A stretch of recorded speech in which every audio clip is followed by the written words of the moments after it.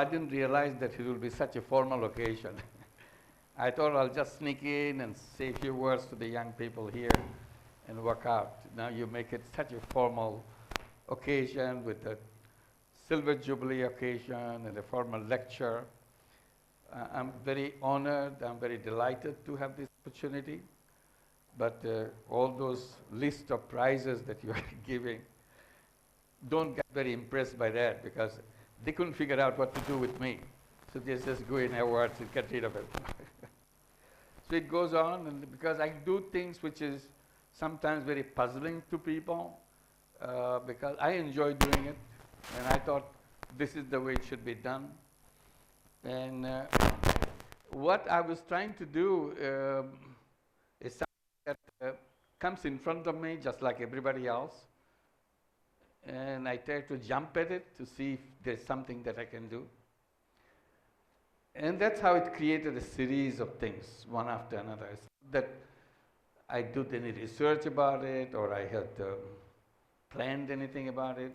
It's not like that. It's most of the work is just a spur of the moment reaction. You see things and you can't accept it and you kind of jump at it. Why is it like this? Why can't it be something like that? That's how it began. I'm a village guy, village kid, grew up in the village in Bangladesh and then moved to the city because my parents moved. And the rest of it is just a normal kid that all of us go through. And I got the scholarship to go to the States as a Fulbright scholar and did my PhD there, started teaching in one of the universities there. So enjoyed the life, enjoyed very much. But I always wanted to come back to Bangladesh.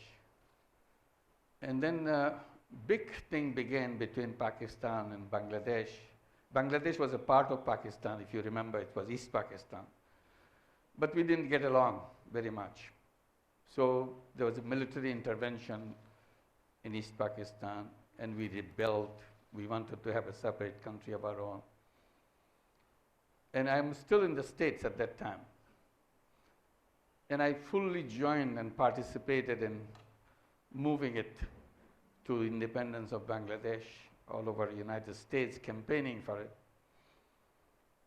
And when finally Bangladesh became independent, thanks to the support of all the Indians, they have tremendous support for us.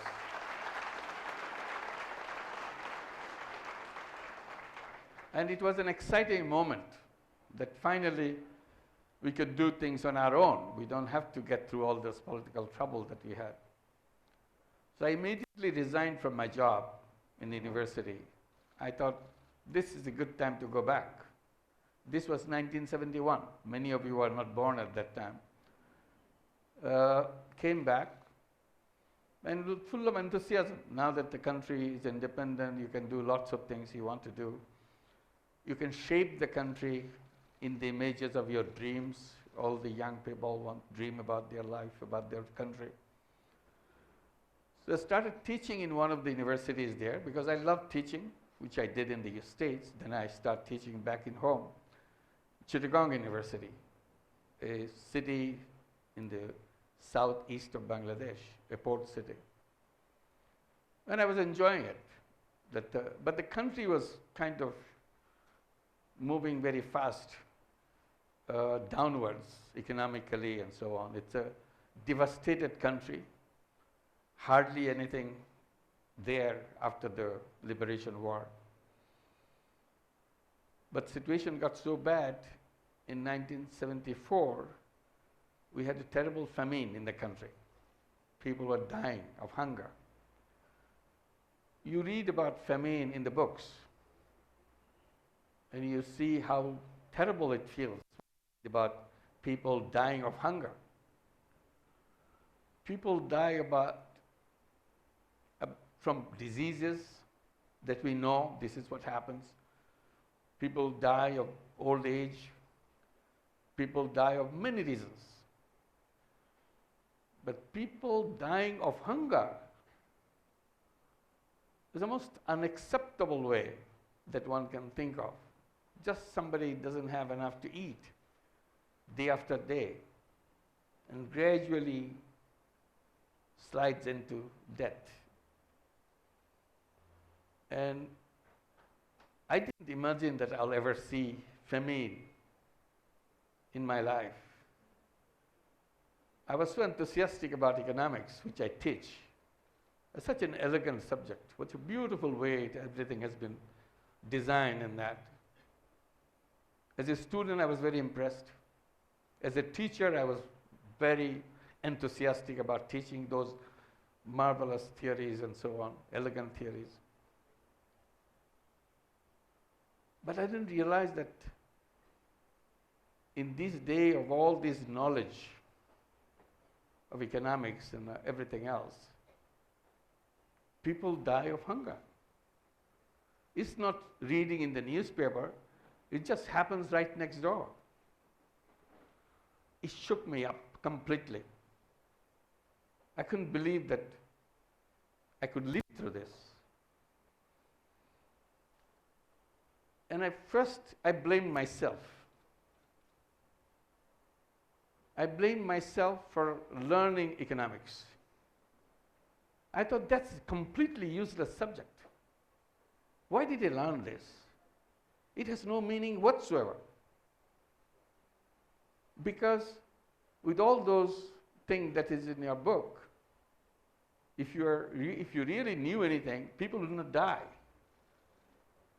Economics has no power to save people from death by famine.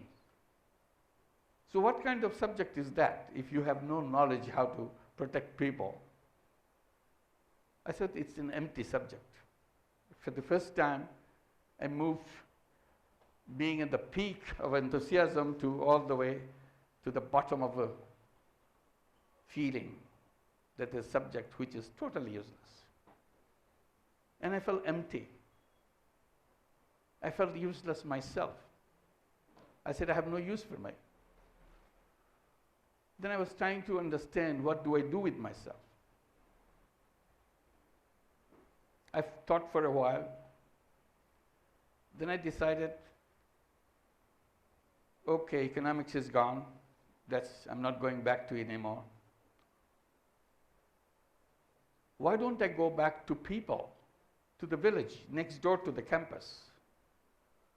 You see, the Chittagong University is a new, beautiful university, but constructed right in the middle of villages. So any direction you get out of the campus, you go to the village.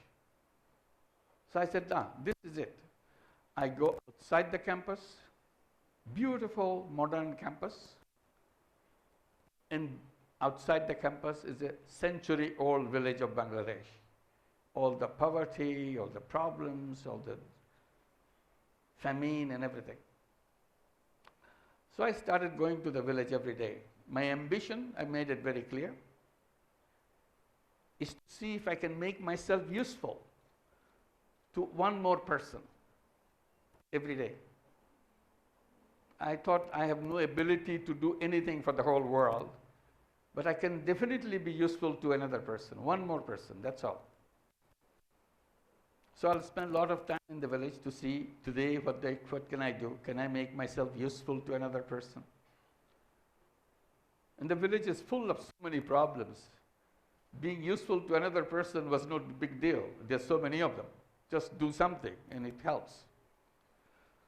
So as I did every day, I started feeling a little better that, okay, I'm not totally useless.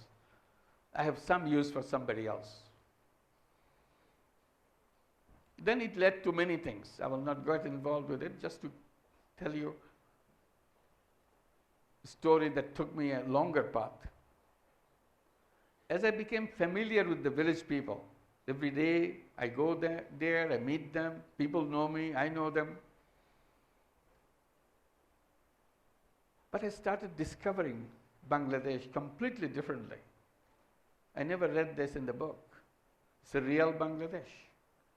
How people live, with their problems, everyday problems. One thing hit me very hard in the village, loan sharking. People giving tiny loans to another person, and grab everything out of that person. I read about loan sharking in the storybooks, in the novels, in all kinds of things, but I never seen face to face what the loan sharking is. I meet the victims of the loan shark, a terrible story she has to tell me or he has to tell me. And I meet the guy who does the loan sharking, lend the money. And I cannot believe that people can be so cruel to each other in the same village. And I felt totally bad. I felt ugly inside of me, that how can this go on? And I started realizing that this is not only in this village, this is the next village and the next village and the whole of Bangladesh. Then I realized it's not only whole of Bangladesh, it's the whole world is a victim of this. And nobody does anything about it. Maybe it's impossible. People say it's impossible to do anything. Maybe nobody tried anything. I got very worried what to be done. Suddenly an idea came to my mind. Why don't I lend the money myself? If I lend the money, people don't have to go to the loan shark. They will come to me. And the problem will be solved. I didn't discuss with anybody. I didn't go and explain to anybody. I just started lending money in the village out of my own pocket. I took the money from pocket and go and tell people, look, if you need money, come to me. All you have to do is just return the money. That's all. Don't worry about other things. They couldn't believe. They thought this is a new kind of loan sharking. He has something up his sleeve. He wants to make money. I don't know how he is going to get it. So they are very suspicious. Because experience have told them that don't believe what it looks like on the surface. So they didn't believe me. I said, okay, it's up to you, but this money is available. And then gradually people started coming to me for the money. They said, well, let's try how much you can do. And as things became very simple for them, they keep coming to me and I keep lending to them. It became very popular. Because there is no way anybody is taking away anything from them. And I had some money in my pocket because I earned money in the USA. I still have that money with me, so I could do that. So I got totally absorbed in this. It's so exciting. I thought it's such a simple thing. I didn't have to make a research project. You know, the teachers, professors always come up with research projects. I didn't have to do any research project. I didn't have to write up a research proposal or a concept paper, nothing. Just lend the money. And it worked. And the more it worked, more enthusiastic I became. And again, a long story. And finally, I created a bank to make it happen. It started in 1976. We became a formal bank in 1983. And we were very excited that finally we became a bank. We called it Grameen Bank. And we started expanding. And it continued and continued to spread all over the country. Today we have over 9 million borrowers in that bank, Grameen Bank. And out of them, 97% are women.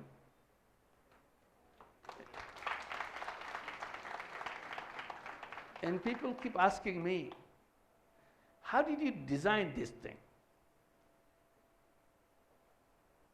What is the best advantage you have in designing this? And I try to think, what is it that I had? What did I do? Because I was always busy doing things. I was not thinking anything. I was just doing. I said, what is it that I had in my favor that it worked? Then I found an answer to that. I said, well, as soon as that question asked, I said, you know what happened to me? The best thing I did, I never studied banking. I never learned anything about banking.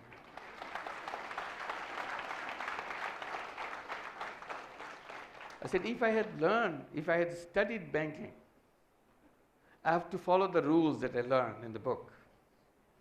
And if I follow those rules, I'll never do this. I'm violating every single rule in the book. If I had learned that, I'll be scared to death. But today, I didn't feel anything bad doing things because it works, it's needed, I did that. So make it more understandable the way I tried to explain. I said, in designing this bank, what I did, whenever I need a rule, a procedure, I just look at the conventional banks, how they do it. Once I learn how they do it, I just do the opposite. And it worked.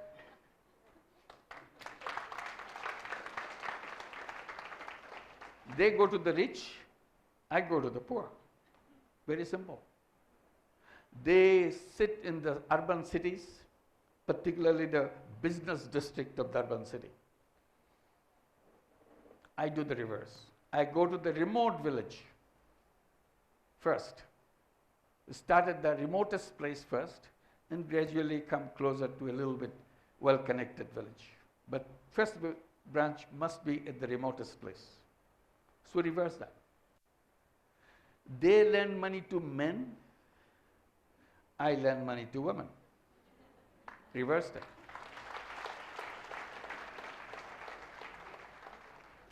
They want collateral. You have to have something, some wealth, some property, something, before a bank will lend money to you. I said, forget it. No collateral needed. Because if you're looking for collateral, you cannot go to the poor people. Poor people have nothing. So we dismissed the whole idea of collateral. And since we dismissed the idea of collateral, we didn't need any legal papers. Because when you ask for a collateral, you need all kinds of legal papers that you own it, you are the owner of it, and so on, everything. So now that we don't need any of those collateral, we don't need the legal papers. Since we don't need legal papers, we don't have any lawyers. So we are the only lawyer-free bank in the whole world. We have nothing to do with lawyers. And it works. Funny thing, it works. Everybody said, no, it cannot work. All your money will be gone, nobody will pay back a penny. I said, well, I did it, people are paying me back, so why should I believe you? I see what is happening. Well, maybe it's just too small a money you give. If you give a little bit bigger money, they will stop paying you back. I said, I'll keep giving them bigger money if they want, but I will not stop it until it happened, just because you said it. After 40 years of our work, it has not happened. People do pay back. So conventional banks are owned by rich people. If you are an owner of a bank, you must be a rich guy. Reversed it. We make Grameen Bank owned by poor women. So conventional bank is owned by rich people and usually rich men. Our reverse is owned by poor people, poor women. So you have a big bank in the country, one of the biggest bank in the country, owned by poor people, owned by poor women, and they constitute the board of the bank. Who are in the board? All these poor women sit in the board and make decisions about the bank. So it's all kind of upside down. And we made a rule, which is again reverse of the conventional bank. Right from the beginning, we said that we'll have a bank where People don't have to come to the bank. Bank will go to the people. So we reverse the whole thing.